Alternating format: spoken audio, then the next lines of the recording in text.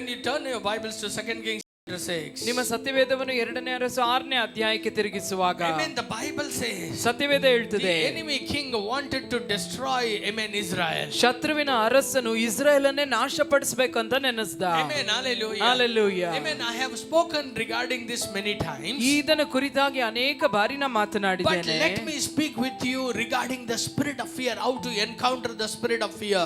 ಈ ದಿನ ಯಾವ ರೀತಿಯಾಗಿ ಆ ಒಂದು ಭಯದ ಆತ್ಮವನ್ನು ಎದುರಿಸೋದು ಅದರ ಕುರಿತಾಗಿ ನಾನು ಮಾತನಾಡ್ತೇನೆ. Amen, the word of God says, ದೇವರ ವಾಕ್ಯ ಹೇಳ್ತದೆ, when the enemy wanted to invade Israel, when they want to, amen, kill, amen, the king of Israel, ಯಾವಾಗ ಆ ಶತ್ರುವು ಬಂದು ಇಸ್ರಾಯೇಲ್ ರಾಜನನ್ನು ಕೊಂದು ಆ ಸೇನೆಯನ್ನು ನಾಶಪಡಿಸಬೇಕಂತ ನೆನೆಸುವಾಗ there was one man, ಅಲ್ಲಿ ಒಬ್ಬ ವ್ಯಕ್ತಿ ಇದ್ದಾನೆ, his eyes was open. ಆತನ ಕಣ್ಗಳು ತೆರೆಯಲ್ಪಟ್ಟಿದೆ. Amen, hallelujah. Hallelujah. I told you, ನಾನು ನಿಮಗೆ ಹೇಳಿದೆ, amen, for one nation there is a need of one man with an open eye.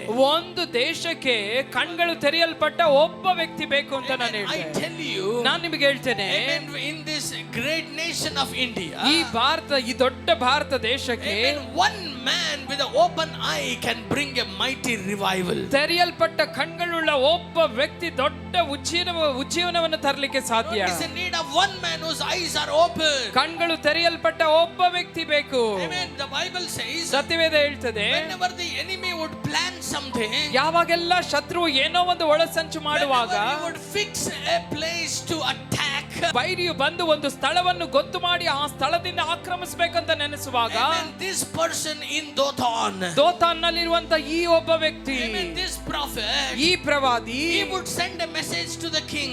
ಈತನು ರಾಜನಿಗೆ ಒಂದು ಸಮಾಚಾರವನ್ನು ಕಳಿಸ್ತಾ ಇದ್ದ, Don't go to that valley, ಆ ಒಂದು ತಗ್ಗಿಗೆ ಹೋಗ್ಬೇಡ, because the enemy is waiting to attack you. ಯಾಕೆಂದ್ರೆ ಆ ತಗ್ಗಿನಲ್ಲಿ ಶತ್ರು ನಿನಗಾಗಿ ಕಾಯ್ತಾ ಇದ್ದಾನೆ. Amen, the whole army, the whole money is spent to attack the king in that place by ಆ the enemy ಒಂದು king. ಆ ಶತ್ರುವಿನ ರಾಜ ಎಷ್ಟೋ ಹಣವನ್ನು ಖರ್ಚು ಮಾಡಿ ಎಷ್ಟೋ ಪ್ರಯಾಸ ಪಟ್ಟು ಆ ಇಸ್ರಾಯೇಲ್ ರಾಜನ್ನು ಅಳಿಸಿ ಹಾಕ್ಲಿಕ್ಕೆ ಎಲ್ಲಾ ರೀತಿಯಲ್ಲೂ ಅವನು ಕಾರ್ಯ ಮಾಡ್ತಾ ಇದ್ದ. Amen, his plan would fail. ಅವನು ಮಾಡಿದ ಯೋಜನೆ ಎಲ್ಲ ಸಫಲ ಇಲ್ಲದೆ ಹೋಗ್ತಾ ಇತ್ತು. Amen, then he would plan to attack the king in another way. ಮತ್ತೆ ಆ ರಾಜನು ಬೇರೆ ವಿಧದಲ್ಲಿ ಆ ಕಾರ್ಯ ಮಾಡ್ತಾ ಇದ್ದ, ಯಾವ ರೀತಿ ಹೋಗಿ ಆಕ್ರಮಿಸಬೇಕು ಅಂತ. But ಆದ್ರೆ amen, this prophet would send a message again to the king. ಮತ್ತೆ ಈ ಪ್ರವಾದಿ ರಾಜನಿಗೆ ಇನ್ನೊಂದು ಸುದ್ದಿಯನ್ನು ಕಳಿಸ್ತಾ ಇದ್ರು, Oh king, ರಾಜನೇ, don't go to that mountain. ಆ ಒಂದು ಬೆಟ್ಟದ ಮೇಲೆ ಹೋಗ್ಬೇಡ, Amen, the enemy is again trying to kill you there. ಅಲ್ಲಿ ಶತ್ರುವು ನಿನ್ನನ್ನು ಕೊಂದು ಹಾಕ್ಲಿಕ್ಕೆ ಹೊಂಚು ನೋಡ್ತಾ ಇದ್ದಾನೆ. This was not once or twice, my dear people of God. ಇದು ಒಮ್ಮೆ ಅಲ್ಲ, ಎರಡು ಬಾರಿ ಅಲ್ಲ ನನ್ನ ಪ್ರಿಯ ದೇವ ಜನರೇ. Amen, write it down. ಇದನ್ನು ಬರೆದಿಟ್ಕೊಳ್ಳಿ. As long as your eyes are open, ಎಲ್ಲಿಯವರೆಗೂ ನಿಮ್ಮ ಕಣ್ಗಳು ತೆರೆಯಲ್ಪಟ್ಟಿರ್ತದೋ, whether it is 100 times or 200 times or lifelong, Satan has no place to hit you. 100 ಬಾರಿಯೋ 200 ಬಾರಿಯೋ ಇಲ್ಲ ಜೀವಮಾನವೆಲ್ಲ ನಿಮ್ಮ ಕಣ್ಗಳು ತೆರೆಯಲ್ಪಟ್ಟಿದ್ರೆ ಶತ್ರು ನಿಮ್ಮನ್ನು ಮುಟ್ಲಿಕ್ಕೆ ಸಾಧ್ಯವೇ ಇಲ್ಲ.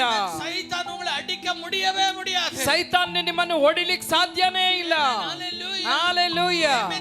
The enemy thinks ಶತ್ರು ನೆನೆಸ್ತಾನೆ, you escaped by chance. ನೀನು ಏನೋ ಒಂದು ಚಾನ್ಸ್ ಅಲ್ಲಿ ನೀ ಮಿಸ್ ಆದೆ. You are escaped by your another war strategy. ಯುದ್ಧ ತಂತ್ರಗಳನ್ನು ನೀನು ಉಪಯೋಗಿಸಿಕೊಂಡಿದೀಯಾ, That's why you have escaped. ಅದಕ್ಕೆ ನೀನು ತಪ್ಪಿಸ್ಕೊಂಡೆ. But the truth is, ಆದ್ರೆ ಸತ್ಯ ಏನು ಅಂದ್ರೆ, your eyes are open. ಕಣ್ಗಳು ತೆರೆಯಲ್ಪಟ್ಟಿರುವಾಗ Amen, you have God's wisdom in you.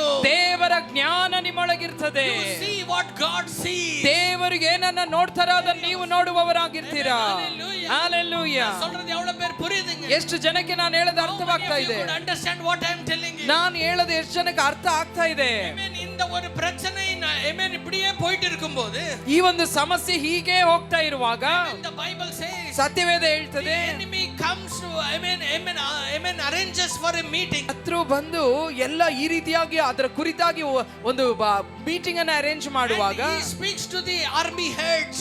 ಅವನು ಆ ಒಂದು ಆರ್ಮಿ ಹೆಡ್ಗಳ ಸೈನ್ಯದ ಒಂದು ಅಧಿಕಾರಿಗಳೊಟ್ಟಿಗೆ And ಮಾತನಾಡ್ತಾನೆ. he says, why are we failing? ಅವನು ಕೇಳ್ತಾ ಇದ್ದಾನೆ, ಯಾಕೆ ನಾವು ಸೋತೋಗ್ತಾ Why ಇದ್ದೇವೆ, are we failing? ಯಾಕೆ ನಾವು ಅಸಫಲವಾಗ್ತಾ I ಇದ್ದೇವೆ? tell you, my dear people of God, ನಾನು ಹೇಳ್ತೇನೆ ಪ್ರಿಯ ದೇವ ಜನರೇ, இந்த புத்தி நமக்கு இருக்கணும். ಈ ಒಂದು ಜ್ಞಾನ ನಮಗಿರ್ಬೇಕು. பிசாசு எப்ப அவனால ஜெயிக்க முடியலையோ அப்போ amen he calls for a meeting, he sits and thinks, what is the problem, why are we not able to do it?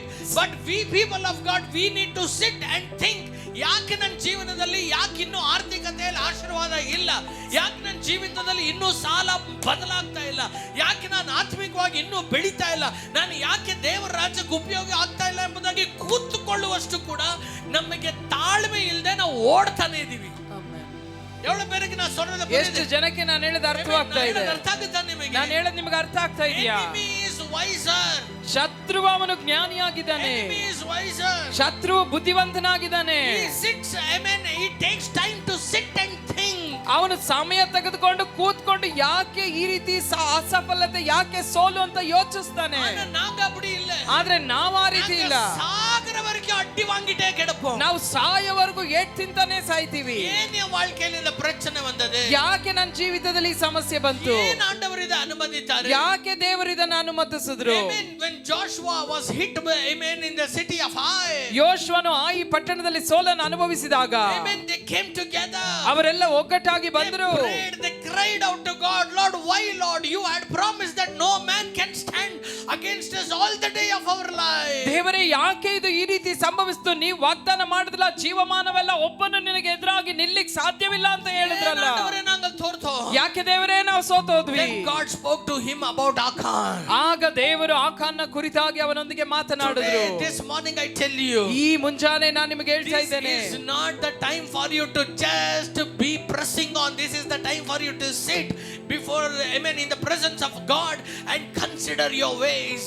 ನೀವು ಹಾಗೆ ಮುಂದೂಡ್ತಾ ಹೋಗುವಂತ ಸಮಯ ಇದಲ್ಲ.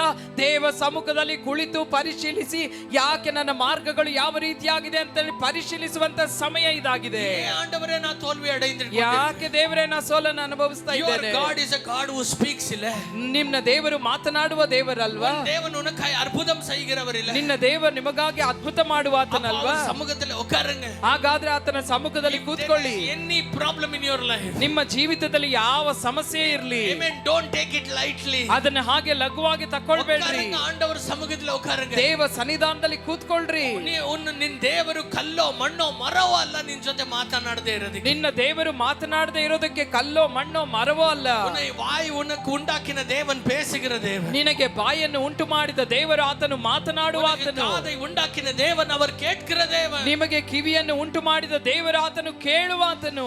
ಪಕ್ಕದಲ್ಲಿ ಇರೋರ್ನ ಪಾದು சொல்லுங்க. ಪಕ್ಕದಲ್ಲಿ ಇರೋರ್ನ ನೋಡಿ ಹೇಳಿ, every struggle, ಎಲ್ಲ ನಿನ್ನ ಹೋರಾಟದಲ್ಲಿ stop fighting and stay in the presence of God. ಹೋರಾಡೋದನ್ನ ನಿಲ್ಲಿಸ್ಬಿಟ್ಟು ದೇವ ಸಮ್ಮುಖದಲ್ಲಿ ಕುಳಿತುಕೊಳ್ಳೋದನ್ನ ಕಲಿತುಕೋ. Amen. Hallelujah. Hallelujah.